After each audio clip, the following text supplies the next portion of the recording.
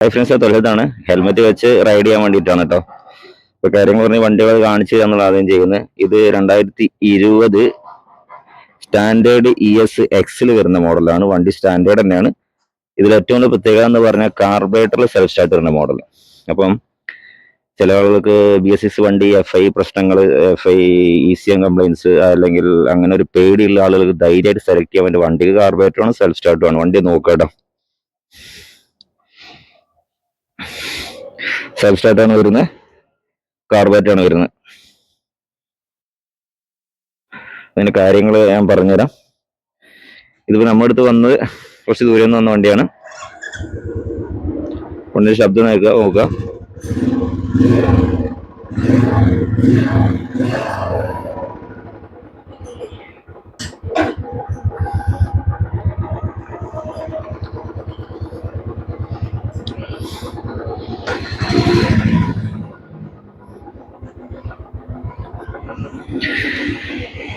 അപ്പം ഇപ്പൊ മിക്കവാറും സ്റ്റാൻഡേർഡിനുള്ള ഒരു മൈനസ് എന്ന് പറഞ്ഞാൽ അതിന്റെ കിക്ക് സ്റ്റാർട്ട് വേരിയന്റ് തന്നെയാണ്. മൈനസ് അത് മാത്രമേ എനിക്ക് പറയാനുള്ളൂ കേട്ടോ. കാരണം കാലവേദനയുള്ളവർക്ക്, എനിക്കൊന്ന് സത്യം പറഞ്ഞപ്പം ഒരു അംഗീകരിക്കാൻ പറ്റാത്ത രീതിയിൽ എത്തി കിക്ക് സ്റ്റാർട്ട്. സ്ഥിരമായിട്ട് ബുള്ളറ്റ് വണ്ടി കിക്ക് ചെയ്ത് കാലിന് വേദന തുടങ്ങിയിട്ടുണ്ട് ചെറിയ രീതിയിൽ. മാക്സിമം അതുകൊണ്ടായിരിക്കാം ഞാൻ കിക്ക് സ്റ്റാർട്ട് എന്ന വേരിയന്റിന് എനിക്ക് ഒരു പേഴ്സണലി ഒരു ഇഷ്ടമല്ലാത്തൊരവസ്ഥ വരുന്നത്. അപ്പൊ ഇത് 2020 മോഡലാണ്. അപ്പൊ ഇത് നമ്മൾ എടുത്തേക്കുന്ന വണ്ടി വന്നതെന്ന് വെച്ചാൽ ഒരു കംപ്ലൈൻസ് പറഞ്ഞ ടൈപ്പറ്റ് നോയ്സ് തന്നെയാണ്. ടൈപ്പറ്റ് നോയ്സ് വണ്ടി സ്റ്റാർട്ട് ചെയ്യുന്ന സമയത്ത് അത്യാവശ്യം സൈലന്റ് ആണ്. കുറച്ച് ഓടിക്കഴിഞ്ഞ് നല്ല രീതിയിൽ ഗ്രൈൻഡിങ് നോയ്സ് വരെ വരുന്നുണ്ട്. അപ്പൊ അത് ഞാൻ വർക്ക് എടുക്കുന്ന സമയത്ത് വീഡിയോ എടുക്കാൻ തിരക്കാതെ വീഡിയോ എടുക്കാൻ വിട്ടു. നിങ്ങൾ കാണിച്ചു തരണമെന്നുണ്ടായിരുന്നു എന്തൊക്കെയാണ് പ്രശ്നങ്ങളെന്നുള്ളത്. ഇനി അടുത്ത പ്രാവശ്യം ചെയ്യുന്ന സമയത്ത് എന്തായാലും ഞാൻ കാണിച്ചു തരാം. അപ്പൊ ഇവര് ആദ്യത്തെ പ്രാവശ്യം ആ ബില്ല് കസ്റ്റമറിൽ കാണിച്ചു വന്നു. 9 സംതിങ് ബില്ല് വന്നു ഫസ്റ്റ് ടൈമിൽ സർവീസ് സെന്ററിൽ, റോയൽ എൻഫീൽഡ് സർവീസ് സെന്ററിൽ ഫസ്റ്റ് 9 സംതിങ് ബില്ല് വന്നു. പിന്നെ ഉണ്ടാവും ചെറിയൊരു ശബ്ദമായിട്ടുണ്ടായിരുന്നു എന്നാ പറഞ്ഞ്. പിന്നെ കൂടെ അയച്ച് ആകെ ഒരു വണ്ടി ഓടിക്കാൻ സുഖമില്ലാത്തൊരവസ്ഥയിൽ എത്തി എന്നാണ് കസ്റ്റമർ പറഞ്ഞത്. അങ്ങനെ നമ്മള് പിന്നെ രണ്ടാമത്തെ പ്രാവശ്യം പിന്നെ ശബ്ദം ഉണ്ടെന്നാണ് പോയപ്പോൾ രണ്ടാമത്തെ വരെ അയച്ചിട്ട് പിന്നെ ഹൈഡ്രോളിക് കൂടി മാറ്റി കൊടുത്തു. കാരണം മൊത്തത്തിൽ ഒരു 10-13-14 രൂപ ബില്ലായിട്ടാണ് തോന്നുന്നത് ഈ വണ്ടിക്ക്. കസ്റ്റമർ എന്റെ അടുത്ത് വണ്ടി കൊണ്ടുവരും. ആ സെയിം പ്രശ്നമല്ല, അതിന്റെ അധികമായിട്ടുള്ള ഓടിക്കാൻ സുഖമില്ലാത്ത അവസ്ഥയിലായിരുന്നു. ശരിക്കും വണ്ടി ഹീറ്റായി കഴിഞ്ഞാൽ ശരിക്കും ഒരു വൈബ്രേഷൻ കയ്യിലേക്ക്, ഹാൻഡിലേക്ക്, ത്രോട്ടിലിന്റെ ആ ഒരു ഗ്രിപ്പിലേക്ക് എത്തുന്ന രീതിയിലായിരുന്നു ഉണ്ടായിരുന്നത്. അപ്പൊ നമ്മൾ വണ്ടി ഇവിടെ വെച്ച് പോകാൻ വേണ്ടി പറഞ്ഞവർ വെച്ച് പോയി. ഇപ്പം എനിക്കൊന്ന് കുറച്ച് ഒരാഴ്ചയോളായിട്ട് വണ്ടി ഇവിടെ ആയി. അപ്പൊ ഞാൻ ഓരോ കാര്യങ്ങളായിട്ട് ചെയ്തു, വെച്ചിപ്പോ ഓക്കെ ആയിട്ടുണ്ട് വണ്ടി. ആദ്യം തന്നെ നമുക്ക് ഉണ്ടായിരുന്ന കമ്പനിയിൽ ഫ്യൂൽ പമ്പ് ആയിരുന്നു. ഫ്യൂൽ പമ്പ് ഒരു പ്ലേ ഉണ്ടായിരുന്നു, ഫ്യൂൽ പമ്പ് ഓവർപ്ലേ ഉണ്ടായിരുന്നു. പിന്നെ BS4 പമ്പാണെങ്കിൽ പമ്പിന് കംപ്ലൈന്റ് ഉണ്ടായിരുന്നു. അത് പുറത്തേക്ക് തള്ളി വരുന്ന വിഷയം ഉണ്ടായിരുന്നു, അത് റെഡിയാക്കിയിട്ടുണ്ട്. പിന്നെ രണ്ടാമത് ക്യാം സെറ്റിംഗ് റെഡി അല്ലായിരുന്നു. പിന്നെ ക്യാമിന് ഓവർ സൈസ് ഷിമ്മൊക്കെ ഇട്ട് കുറച്ച് ഹീറ്റായ സമയത്ത് അതിന്റെ കൂടെ തട്ടിയിട്ട് പെയിന്റിങ് നോയ്സ് വരുന്നുണ്ട്. അപ്പൊ അങ്ങനത്തെ വിഷയങ്ങൾ. രണ്ടാമത് ഇവര് 2 പ്രാവശ്യം ഹെഡ് അയച്ച് വർക്ക് എടുത്തിട്ടും കൂടി ഇവർ കാര്യമായിട്ട് നോക്കേണ്ട ഭാഗങ്ങൾ നോക്കിയിട്ടില്ല എന്നുള്ളതാണ് വസ്തുത. അപ്പം നമ്മൾ ഹെഡ് റോക്കറിന്റെ കവർ അയച്ചപ്പോൾ പിന്നെ ഒരു പ്രശ്നം കണ്ടെത്തി. അപ്പൊ ആ ഒരു പ്രശ്നം തീർക്കുകയും ചെയ്തു. അപ്പം ഇതാണ് സംഭവിച്ച. വണ്ടി ഇപ്പം ഓക്കെയാണ്. സാധാരണഗതിയിൽ ഒരു നോർമൽ കണ്ടീഷൻ വണ്ടിയാണ്. പിന്നെ പഴയ ഈ ഒരു കാറ്റഗറി എന്ന വണ്ടി ഒരിക്കലും സൈലന്റ് ആക്കണം എന്ന് നിങ്ങൾ ആഗ്രഹിക്കരുത്. നോർമൽ സൗണ്ടിലേക്ക് ആക്കണം എന്നേ ആഗ്രഹിക്കാവൂ. കാരണം ചില വണ്ടികൾ പക്ക സൈലന്റ് ആവാറുണ്ട്. പക്ഷെ എന്നിരുന്നാലും പക്ക സൈലന്റ് ആക്കുക, ക്യാമൊക്കെ ഓവർ വലിച്ച് ടൈറ്റ് ചെയ്തിട്ട് അല്ല ഓവർ ഷിം ഇട്ടിട്ട് ആ ഒരു ക്യാമിന്റെ സൈഡ് പ്ലേയും ഒഴിവാക്കിയിട്ടെന്നുള്ളത് ചില ആളുകൾ ചെയ്യുന്നുണ്ട്. വണ്ടി സൈലന്റ് ആവും, വണ്ടി ലോങ് ഓടാൻ പറ്റില്ല കേട്ടോ. ഒരുപാട് പ്രശ്നങ്ങളുണ്ട്, ഓവർ ഹീറ്റിംഗ് പ്രശ്നങ്ങൾ ഉണ്ടാവും. എപ്പോഴും ചെറിയായിട്ടുള്ള ഒരു പ്ലേയും ചെറിയായിട്ടുള്ള ശബ്ദമാണ് വണ്ടിക്ക് ശരിക്കും പ്രോപ്പർ മെയിൻ്റനൻസും അല്ല പ്രോപ്പർ പെർഫോമൻസും പ്രോപ്പർ മൈലേജിനും ആവശ്യമായി വന്നിട്ടുള്ളത്. അപ്പൊ എനിക്ക് അറിയാമായിരിക്കും ഇപ്പൊ വരുന്ന ഏറ്റവും വലിയ ഹിമാലയ അതിൽ വരുന്ന വണ്ടികൾക്കൊക്കെ ചെറിയൊരു ടൈപ്പർ നോയ്സ് നമുക്ക് ശരിക്കും കേൾക്കാൻ പറ്റുന്നുണ്ട് കുറച്ച് ഓടി കഴിഞ്ഞാൽ.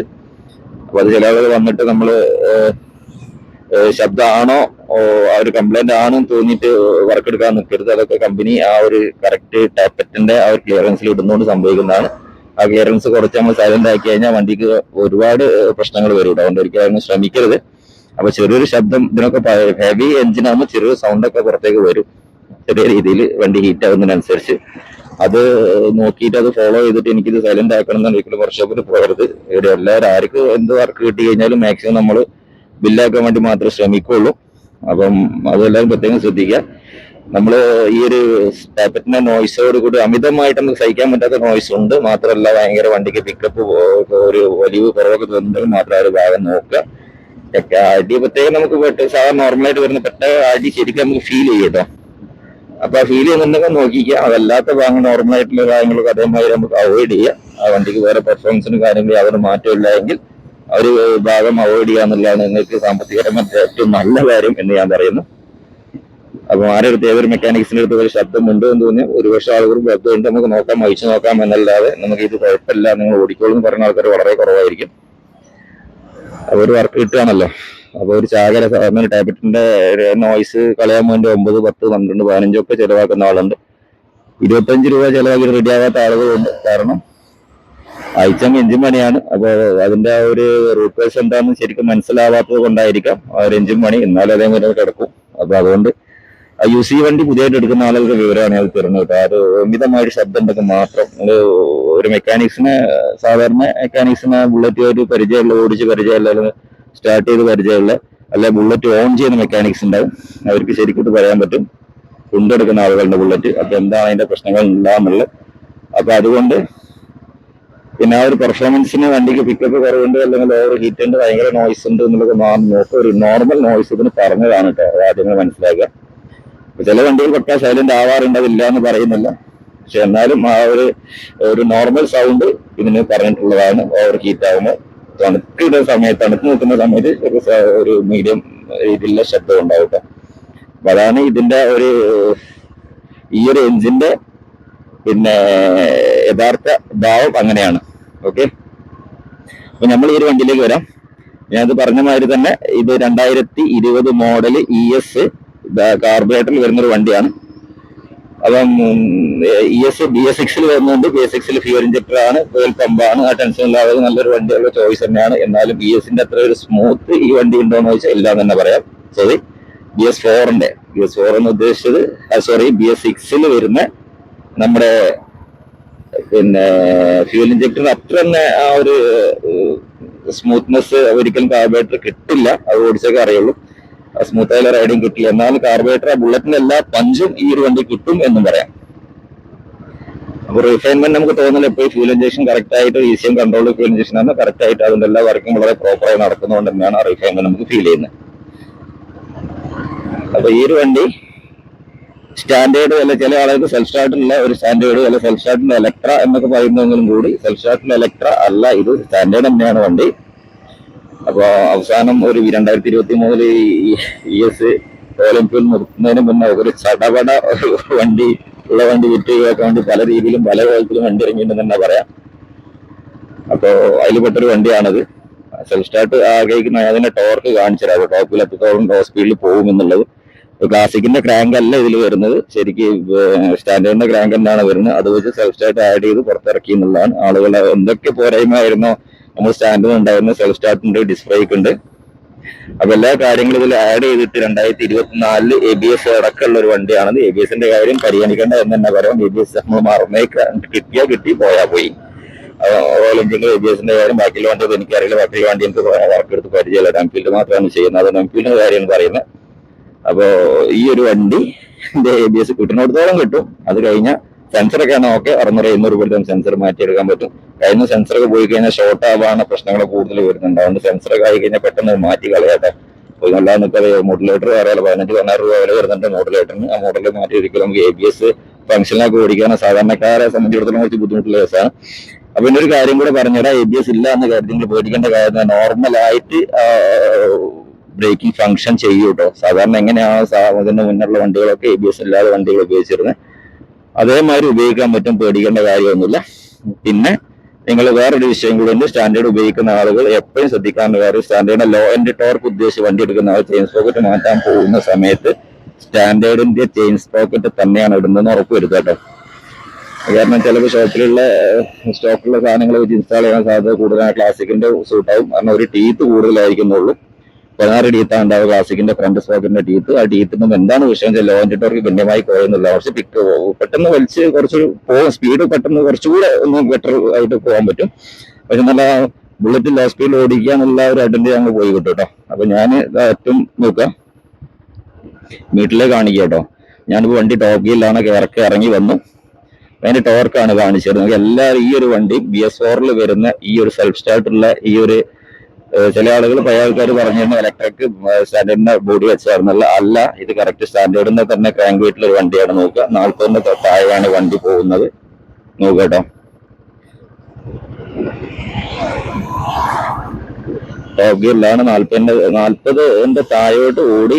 കുറച്ച് ടൈംപിച്ച വണ്ടികൾ എന്താ 40-35 സ്പീഡിൽ വരെ 30-35 സ്പീഡിൽ കുറച്ച് ഓടി 50-60 കിലോമീറ്റർ കഴിഞ്ഞ വണ്ടികളൊക്കെയാണ് കൂളായിട്ട് ഒഴുകി നീങ്ങിക്കോളും വണ്ടിയിട്ട്. കാര്യത്തിൽ ആ ഒരു സംശയം വേണ്ട. ശരിക്കും നോക്കുകയാണല്ലേ, ഞാൻ ടോപ്പ് ഗിയറിലാണ്, ഗിയർ ഇതുവരെ ചേഞ്ച് ചെയ്തിട്ടില്ല. അപ്പൊ ഇതിന്റെ വീഡിയോ ആദ്യമായിട്ട് കാണുന്നവർക്ക് പറഞ്ഞ ലോന്റെ ടോർക്ക് എന്ന് പറഞ്ഞാൽ എന്താണെന്ന് ചോദിച്ചാൽ നമ്മൾ ടോപ്പ് ഗിയറിൽ സിറ്റി ഡ്രൈവിലൊക്കെ വല്ലാതെ ഗിയർ മാറ്റാൻ 40 സ്പീഡിൽ ലോ സ്പീഡിൽ ഇങ്ങനെ കട്ട് ചെയ്ത് കൊണ്ടുപോകാൻ പറ്റും. ഗിയർ വെറുതെ വാരി വെച്ച് മാറ്റേണ്ട കാര്യം ഉണ്ടാവില്ല എന്നുള്ളതാണ് അതിന്റെ ഏറ്റവും വലിയ അഡ്വാൻറ്റേജ്. അത് ഏറ്റവും കൂടുതൽ നമുക്ക് പ്രൊവൈഡ് ചെയ്യാൻ പറ്റുന്ന ബ്രാൻഡ് റോയൽ എൻഫീൽഡ് മാത്രമേ ഉള്ളൂ കേട്ടോ ലോന്റെ ടോർക്കിന്റെ കാര്യത്തിൽ. ഓക്കെ, ഇതാ. അപ്പൊ ഇതാരും പേടിക്കുന്നത് ഇലക്ട്രന്റെ പിന്നെ ക്രാങ്കാണ്.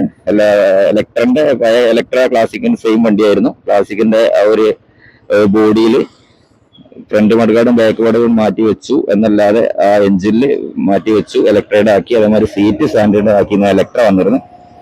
പക്ഷെ ഇതിലേക്ക് XES എന്നാണ് ഇതിന് പറയുന്നത്. സ്റ്റാൻഡേർഡ് ESX എന്നാണ്. ESX എന്ന മോഡലാണിത്. അപ്പൊ ഈ ഒരു വണ്ടി കിട്ടുകയെന്നുണ്ടെങ്കിൽ ഇത് ധൈര്യമായിട്ട് വാങ്ങിക്കാവുന്ന ഒരു വണ്ടിയാണ് സെൽഫ് സ്റ്റാർട്ട് വേണം എന്നുള്ളവർക്ക്. കാരണം ബുള്ളറ്റിന് സെൽഫ് സ്റ്റാർട്ട് ഇല്ല എങ്കിൽ ഇനിയൊന്നും ഇന്നത്തെ സമയത്തൊന്നും കുറച്ച് ബുദ്ധിമുട്ടാണ് എന്നെ കൊണ്ടുനടക്കാൻ.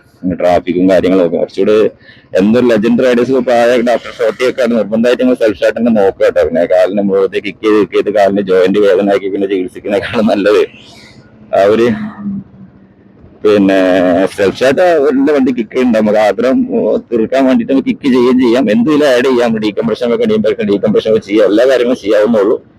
പക്ഷെ ഇതാണ് നമ്മൾക്ക് എല്ലാം കൊണ്ടും ഇപ്പോഴത്തെ കാലത്ത് യോജിച്ച വണ്ടി, സെൽഫില്ലാതെ ഒരു വണ്ടി ഉപയോഗിക്കാന്നൊക്കെ പറഞ്ഞ പഴയ കാലത്ത് ഒരു ഓപ്ഷൻ ഇല്ലായിരുന്നു, സെൽഫ് സ്റ്റാർട്ടിന് ഓപ്ഷൻ ഇല്ലായിരുന്നു. പഴയ ഒരു ഇത് നമ്മൾ ഫോളോ ചെയ്തത് വന്നു എന്നുള്ളൂ. ന്യൂജൻ എന്നുള്ള ആളുകളായാലും 60 ആഫ്റ്റർ 40-35 കഴിഞ്ഞ ആളുകൾ എന്തായാലും കിക്ക് സ്റ്റാർട്ട് ഒഴിവാക്കിയിട്ട് സെൽഫ് സ്റ്റാർട്ടുള്ള വണ്ടികൾ ചെയ്യാം. അത് എന്തുകൊണ്ട് നമുക്ക് ഉപയോഗിക്കാൻ എന്തുകൊണ്ട് നല്ലത് തന്നെയാണ്, അതിൽ യാതൊരു സംശയമില്ല. പിന്നെ ഞാൻ പറഞ്ഞു സെൽഫ് സ്റ്റാർട്ട് എന്നുള്ള പിന്നെ പോക്കറ്റിന്റെ കാര്യം എവിടെ പോകണം. പിന്നെ വേറെ സംശയം, എവിടെ പോകണമെന്നുണ്ടെങ്കിലും എന്ത് ചെയ്യാമെന്നുണ്ടെങ്കിലും നിങ്ങൾ വണ്ടി 40 ചോടേക്ക് സ്റ്റാൻഡേർഡ് വണ്ടി ഓടുന്നില്ല, നിങ്ങൾ ആദ്യം നോക്കേണ്ട ഒരു കാര്യം കൂടെ ഞാൻ പറഞ്ഞുതരാം. ആദ്യമായിട്ട് നിങ്ങൾ ചെക്ക് ചെയ്യേണ്ടത് 40 ഗിയർ ടോപ്പ് ഗിയർ 5ാമത്തെ ഗിയറിൽ 40-45 ഒക്കെയാണ് വണ്ടി ഓടുന്നതിന് താഴോട്ട് വരുന്നില്ല. ആദ്യം തന്നെ ചെയിൻ സ്പ്രോക്കറ്റ് നിങ്ങൾ അടുത്തെങ്ങാനും മാറ്റിയിട്ടുണ്ടോ, അതിന്റെ സ്പ്രോക്കറ്റിന്റെ ടീത്ത് 15 ആണോ 16 ആണോ നോക്കുക. അതല്ലെങ്കിൽ അത് ചെക്ക് ചെയ്യുക. അത് ചെക്ക് ചെയ്തിട്ട് അത് റീപ്ലേസ് ചെയ്ത് കഴിഞ്ഞാൽ നിങ്ങളുടെ ടോർക്ക് തിരിച്ചു വരും. കാർബണിന്റെ ടോണിങ് നോക്കാൻ ടോർക്ക് തിരിച്ചു വരും കേട്ടോ.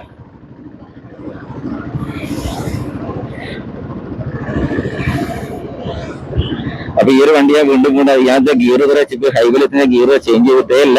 ഞാൻ സ്ലോ ഡൗൺ ചെയ്യുന്നുണ്ട്, വീണ്ടും അതിൽ നിന്ന് എടുക്കുന്നുണ്ട്. ആഫ്റ്റർ 30 വരെ വരുന്നുണ്ട്, അതിൽ നിന്ന് തിരിച്ചങ്ങോട്ട് തന്നെ എടുക്കുന്നുണ്ട്. ഞാൻ ഈ വണ്ടി ഇങ്ങനെ ഓടിക്കാനൊന്ന് ഹീറ്റാക്കാൻ വേണ്ടിയിട്ടും കൂടെയാണ്. കാരണം ഹീറ്റ് ആകുമ്പോഴാണ് സൗണ്ട് നല്ല വരുന്നത് എന്നുള്ളതാണ് പറഞ്ഞിരുന്നത്. പക്ഷെ സൗണ്ട് നോർമൽ ഹീറ്റ് ആയി കഴിഞ്ഞാൽ കുറച്ച് സൗണ്ട് വരുമെങ്കിലും കൂടെ ഒരു ഗ്രൈൻഡിങ് നോയ്സ് ആയിരുന്നില്ല വന്നിരുന്നത്. അത് ആ ഒരു ശബ്ദമായിരുന്നു വലിയ വിഷയം ഉണ്ടായിരുന്നത്. അത് ശരിക്കും നമ്മൾ റൈഡ് ചെയ്യുന്ന സമയത്ത് നല്ല രീതിയിൽ കയ്യിലേക്ക് ആ ഒരു വൈബ്രേഷൻ ഫീൽ ചെയ്യായിരുന്നു. അപ്പൊ ത്രോട്ടിൽ കൊടുക്കുന്ന സമയത്ത് കയ്യിലേക്ക് നിങ്ങൾക്ക് വല്ലാത്ത വൈബ്രേഷൻ ഒരു ഗ്രൈൻഡിങ് നോയ്സ് ഒരു റൈൻഡ് ചെയ്യുന്ന മാതിരി ഫീൽ ചെയ്യുന്നുണ്ടെങ്കിൽ ചെക്ക് ചെയ്യാം. ക്യാബിന്റെ സൈഡും ചെക്ക് ചെയ്യണേ. അതാണ് പറയാനുള്ളത്.